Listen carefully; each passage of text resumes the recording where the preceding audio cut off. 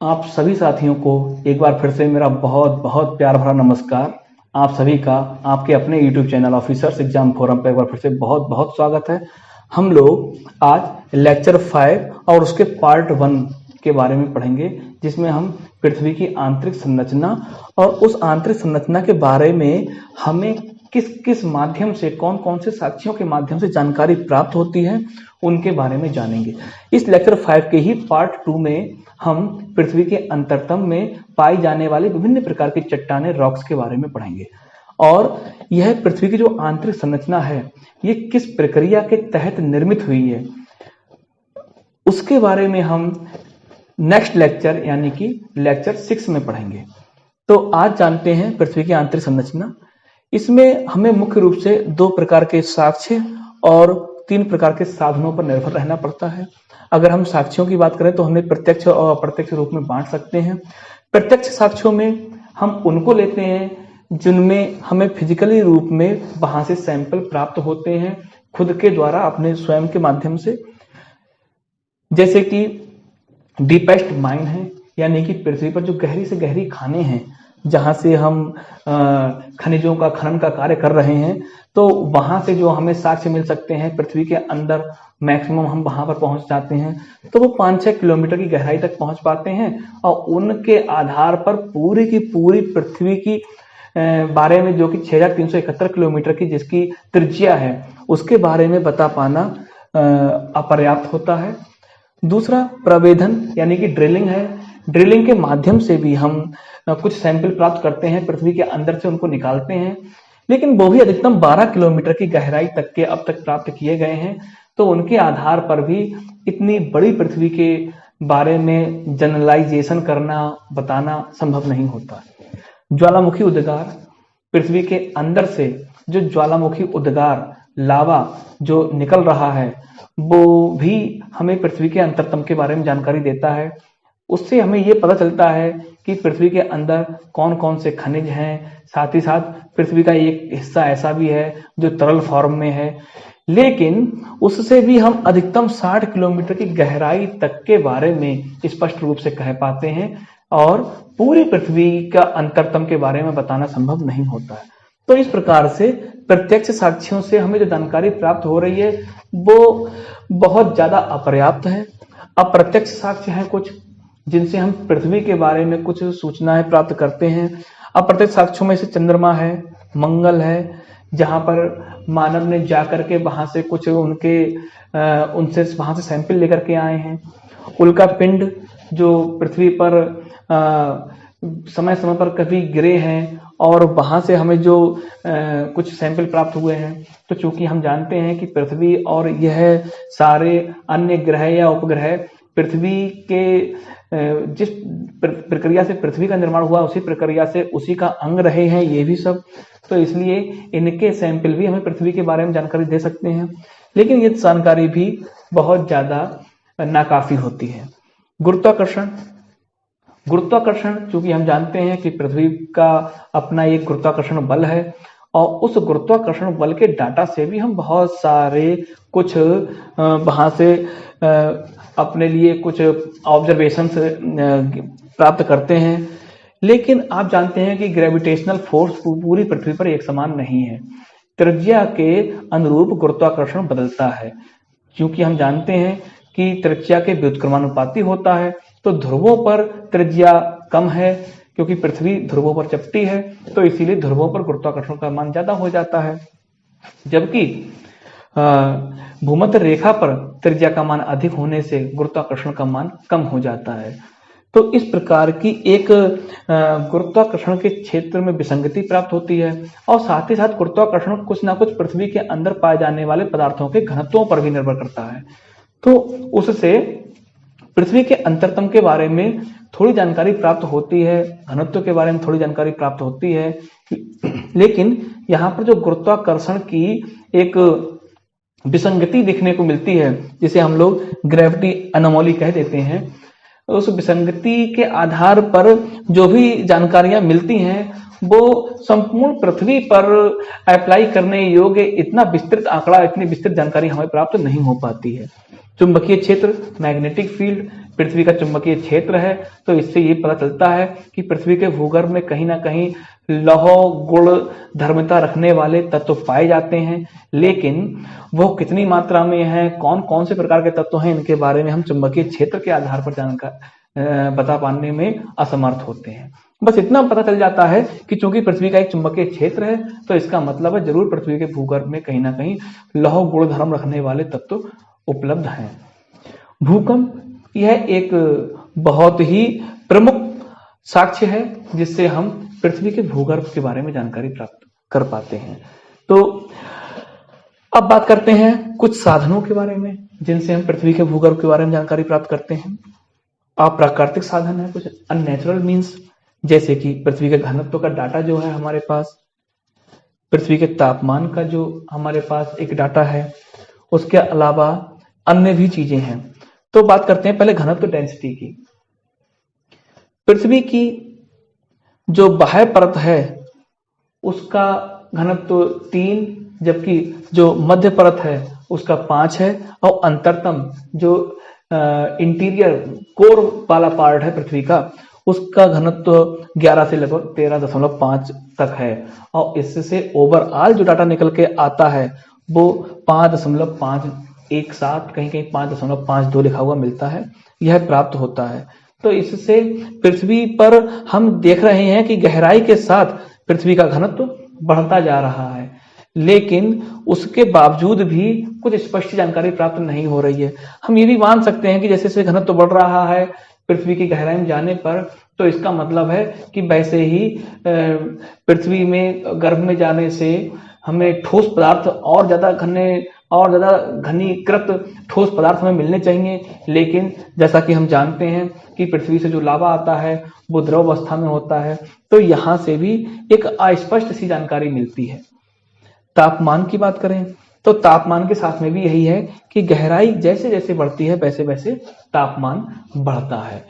पृथ्वी का तापमान इतना अधिक हो जाता है कि 13-14 किलोमीटर तक भी पृथ्वी में अंदर मानव को पहुंचना संभव नहीं होता, क्योंकि वहां पर तापमान इतना अधिक हो चुका होता है जो मानव के लिए असहनीय है।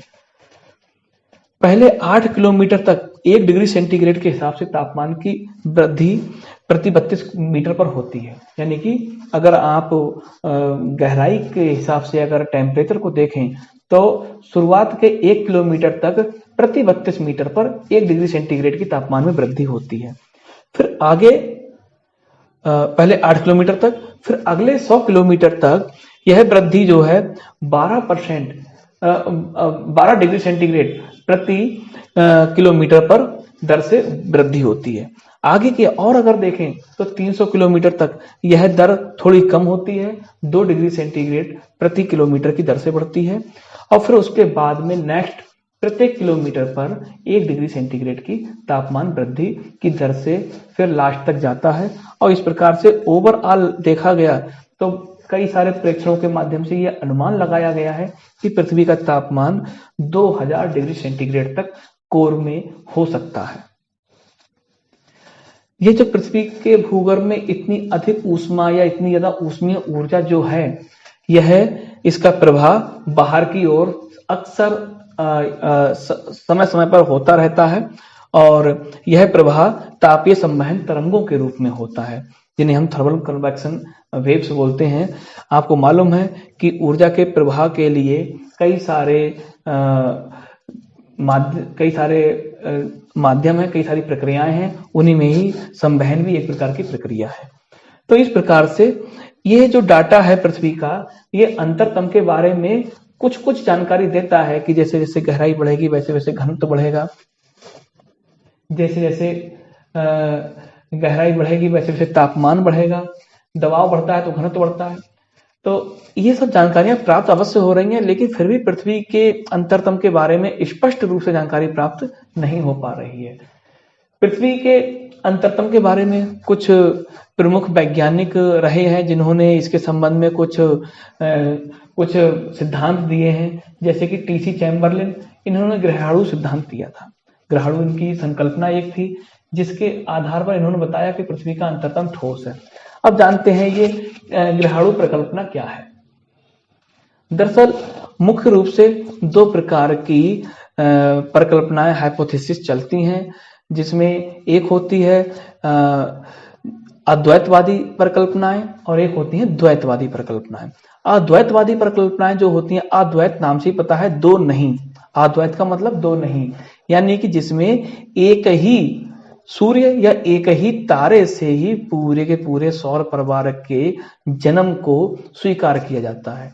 जबकि द्वैतवादी संकल्पनाएं जो होती हैं वो यह बताती हैं कि पृथ्वी किन्हीं दो तारों के मध्य परस्पर प्रक्रिया से निर्मित हुआ है। तो टीसी चैम्बरलेन की ग्रहाणु संकल्पना और जेम्स जीन की ज्वारीय संकल्पना, यह दोनों ही द्वैतवादी संकल्पनाएं हैं, यानी कि ये मानती हैं कि एक तो हमारा सूर्य और उसके अतिरिक्त एक अन्य कोई तारा रहा होगा और इन दोनों के ही परस्पर संपर्क में आने से पूरे के पूरे जो ब्रह्मांड, जो सौर परिवार की वर्तमान व्यवस्था हम देख रहे हैं वो निर्मित हुई है। ग्रहाणु संकल्पना में टीसी चैम्बरलेन ने यह बताया कि हमारे सूर्य के ही बहुत नजदीक से किसी अन्य तारे के गुजरने से सूर्य से बहुत सारे छोटे छोटे अणु, यानी ग्रहाणु नाम दिया गया, छोटे छोटे अणु उस दूसरे तारे के गुरुत्वाकर्षण के कारण इस सूर्य से अलग हो गए और बाद में उन्हीं छोटे छोटे अणुओं के मिलने से बाद में सारे के प्रकार के ग्रहों का निर्माण हुआ है। उन्हीं से पृथ्वी का निर्माण हुआ है और पृथ्वी के अंतरतम को ठोस बताया है। जेम्स जीन की जो परिकल्पना है यह भी यही बताती है कि एक हमारा तारा सूर्य और एक कोई अन्य तारा जो जब इस सूर्य के बहुत नजदीक से गुजरा तो उससे एक सूर्य का ही एक हिस्सा टूट करके अलग हुआ और उस हिस्से से ही फिर बाद में अन्य प्रकार के ग्रहों का निर्माण हुआ, जो टूटा हुआ हिस्सा था। तो उसको इन्होंने उस थ्योरी के आधार पर इन्होंने पृथ्वी के अंतरतम को द्रव माना है। लाप्लांस की न्याहारिका सिद्धांत, यह काफी समय तक प्रचलन में रही, मान्यता इसको काफी अधिक मान्यता प्राप्त हुई। न्याहारिका संकल्पना में यह एक अद्वैतवादी संकल्पना है, यानी कि यह एक ही तारे सूर्य से ही पूरे के पूरे सौर परिवार के निर्माण को स्वीकार करती है। इनका मानना रहा कि सूर्य से ही, सूर्य चूंकि गैस का धधकता गोला के रूप में था, तो उसी से ही एक बाह्य छल्ला या बाह्य रिंग टूट करके एक समय पर अलग हुई और उसी रिंग के फिर छोटे छोटे हिस्सों में टूट जाने से यह सारे के सारे जो ग्रह या उपग्रह हैं इनका निर्माण हुआ है और यह उसी रूप में फिर सूर्य के चारों ओर उसी क्रम में आज तक घूम रहे हैं। तो इसको काफी ज्यादा मान्यता प्राप्त हुई और यह पृथ्वी के अंतरतम को गैस के रूप में स्वीकार करता है। उसके अलावा एडवर्ड स्वेस इस क्षेत्र में एक बड़ा नाम है और इन्होंने ही सबसे पहले गोंडवाना सुपर कॉन्टिनेंट के बारे में बताया, टेथिस सी के बारे में बताया कि जहां आज हिमालय है वहां पर कभी टेथिस सी हुआ करता था। और साथ ही साथ इन्होंने पृथ्वी के अंतरतम को सियाल, सीमा और निफे, इन 3 परतों के रूप में बताया। आज के टाइम पर भले को ही ये थ्योरी सारी आउटडेटेड हो चुकी हैं, लेकिन जब ये थ्योरीज आई थी तो इन्होंने भूगोल में नए कीर्तिमान, नए प्रतिमान स्थापित किए और आगे की जो पृथ्वी की जो और एडवांस थ्योरीज आएंगी उनका मार्ग प्रशस्त किया। जैसे कि हम आगे आने वाले समय में पढ़ेंगे कॉन्टिनेंटल ड्रिफ्ट थ्योरी, महाद्वीपों का विस्थापन, और साथ ही साथ हम पढ़ेंगे प्लेट टेक्टोनिक थ्योरी और उन्हीं के आधार पर हम जानेंगे कि पृथ्वी के अंतरतम का जो निर्माण हुआ है, समुद्र बेसिन, महासागरीय बेसिन और हमारे महाद्वीपीय जो पटल हैं इनका निर्माण किस प्रकार से हुआ है। तो उन सारी की सारी थ्योरीज के लिए भी मार्ग प्रशस्त करने वाले यही थे। अब बात करते हैं प्राकृतिक साधन, नेचुरल मीन्स। इसमें हम देखते हैं जो नेचुरली हमको एविडेंस पृथ्वी से प्राप्त हो रहे हैं, पृथ्वी के भूगर्भ के बारे में जानकारी देते हैं।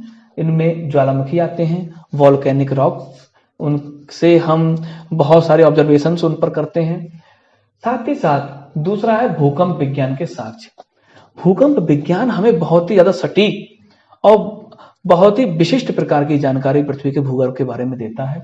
यह अंतरतम की जानकारी देने का अब तक सबसे अधिक विश्वसनीय साधन है हमारे पास। तो भूकंप विज्ञान के संबंध में कुछ थोड़े से सामान्य तथ्यों के बारे में पहले देख लेते हैं। जैसे कि सीस्मोलॉजी, यह भूकंप से संबंधित विज्ञान है। सीस्मोग्राफ, यह भूकंप लेखी यंत्र होता है जो भूकंप के तरंगों का अंकन करता है। फोकस, जिसे हम भूकंप मूल कह देते हैं, यह वह प्रारंभिक स्थान होता है जहां पर भूकंप का जन्म होता है। जैसे कि यहां पर भूकंप का जन्म होता है किसी भी कारणवश। और एपिसेंटर, भूकंप केंद्र, यह धरातल पर वह स्थान होता है जहां पर भूकंप सबसे पहले अनुभव किया जाता है।